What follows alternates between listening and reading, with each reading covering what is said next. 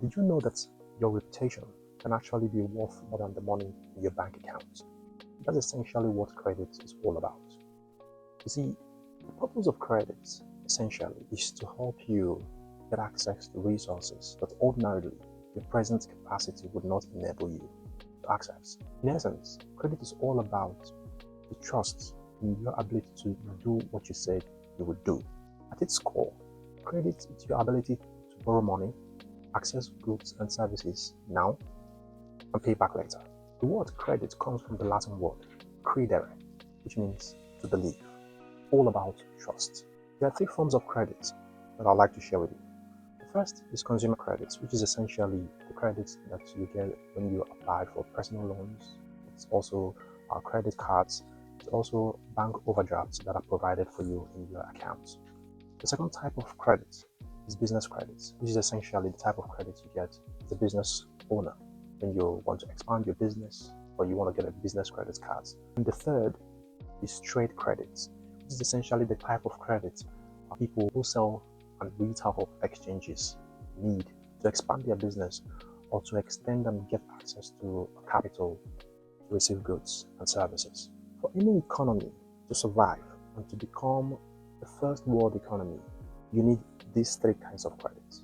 You need consumer credits to enable individuals, people to be able to access resources, take care of emergency situations, and be able to extend their capabilities, let's say go to school, get access to resources that they would need to live their lives as ordinary citizens, so that these resources would not seem far-fetched from them.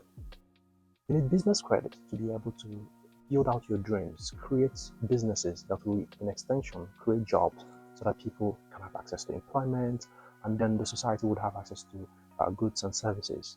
And then you need trade credits to enable large business activities to be conducted across the society.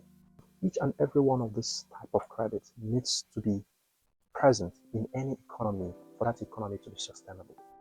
The challenge is that if any of these are missing, or if the infrastructure that is supposed to enable any of these to exist is missing, it leads to a lack of access to resources and in turn leads to poverty.